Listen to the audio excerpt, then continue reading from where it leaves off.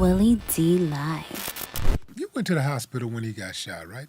Yeah, the first time? Yeah, when he in got New shot. York. Yeah. Mm-hmm. Okay. Definitely. Right.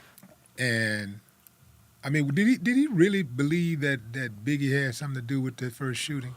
I think he really didn't know fully. His thing where he put Big into the mix was like,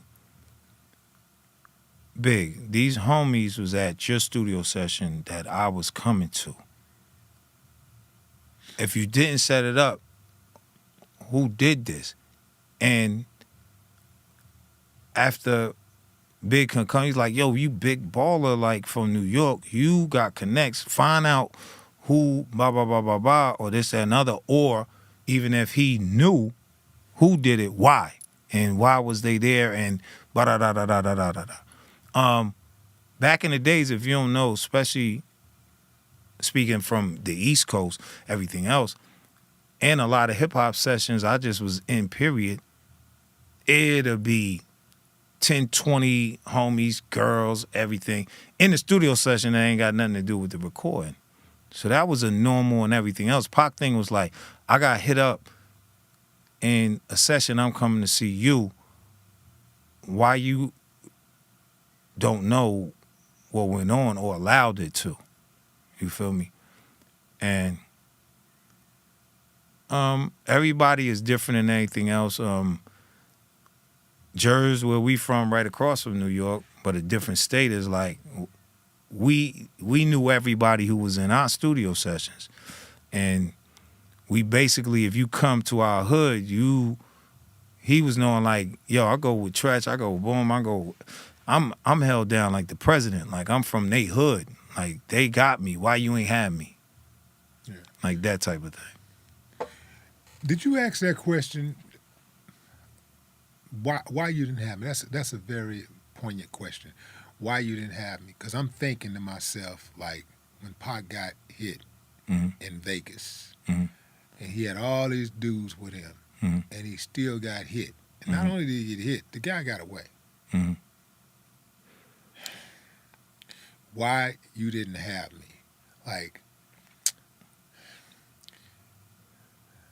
it's one of those things that really just makes me go like, you know, nobody can guard my body better than I can. At the end of the day, that's the way I look at it. You said it right there.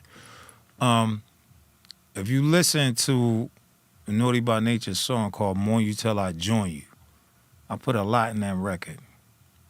We had a video and everything else, but you said it. Pac was hard-headed, for one. He didn't have his vest on that night. Somebody said he had it on earlier and he took it off. All right.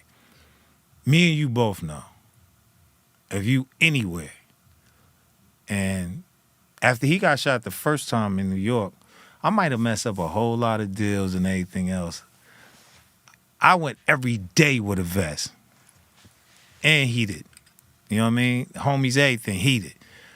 In the meetings, I know these white folks was like, as soon as this shit over, do not call this nigga back. He's active. He don't separate business from the streets.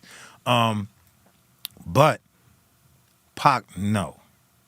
One of the first rules, if you get into a situation somewhere, especially out of state,